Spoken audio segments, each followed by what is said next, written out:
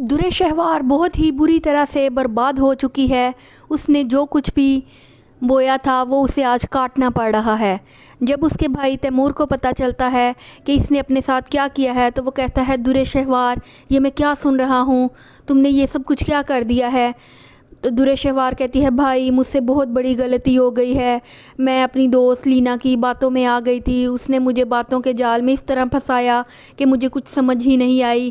اس نے مجھے کہا کہ تم میرے شوہر کے بزنس میں پیسہ انویسٹ کرو، تمہیں بہت ہی اچھا پروفٹ ملے گا، تمہیں آفس میں ایک بہت اچھی پوزیشن ملے گی، تمہیں اپنا کیریئر بنانے کا موقع ملے گا، زندگی میں آگے بڑھنے کا موقع ملے گا۔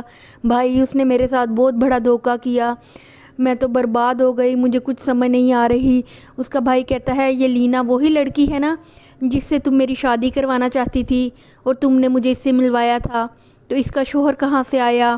درِ شہوار کہتی ہے کہ لینا نے ایک اچھا آپشن چوز کر لیا تھا اور اس نے آپ سے شادی سے انکار کر دیا تھا اور ایک بزنس مین سے شادی کر لی تھی، بس اسی شخص کے بزنس میں انویسٹمنٹ کرنے کے لیے مجھے اس نے راضی کر لیا اور میرا تمام پیسہ اس کے بزنس میں لگوا دیا۔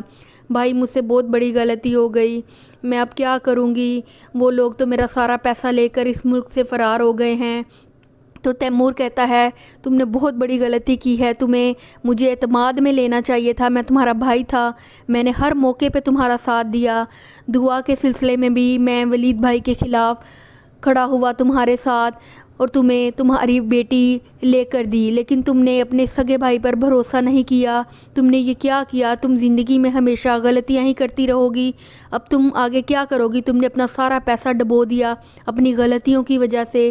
تو درِ شہوار روتی پیٹتی رہتی ہے اور کہتی ہے، پلیز میرے لیے کچھ کریں، ان لوگوں کا پتہ کروائیں، مجھے ان لوگوں پر کیس کروانا ہے۔ تو درِ شہوار کا بھائی تیمور کہتا ہے کہ یہ اس ملک میں لوگوں کو ان کا جائز حق نہیں ملتا کبھی بھی، اور میرے پاس اتنے ریسورسز نہیں ہیں کہ میں ان لوگوں کا پتہ کر سکوں، اور ویسے بھی وہ لوگ اس ملک سے فرار ہو چکے ہیں تو تم ان لوگوں کو کیسے ڈھونڈ پاؤ گی؟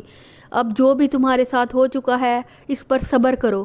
تو وہ کہتی ہے کہ میری تو ساری دولت بھی چلی گئی اور میں نے تو اپنا گھر بھی اسی بزنس میں انویسٹ کر دیا تھا، کیونکہ وہ لوگ مجھے کہہ رہے تھے کہ تمہیں اس سے کئی گنا زیادہ پروفٹ ملے گا، اب میں کہاں رہوں گی، میں کہاں جاؤں گی؟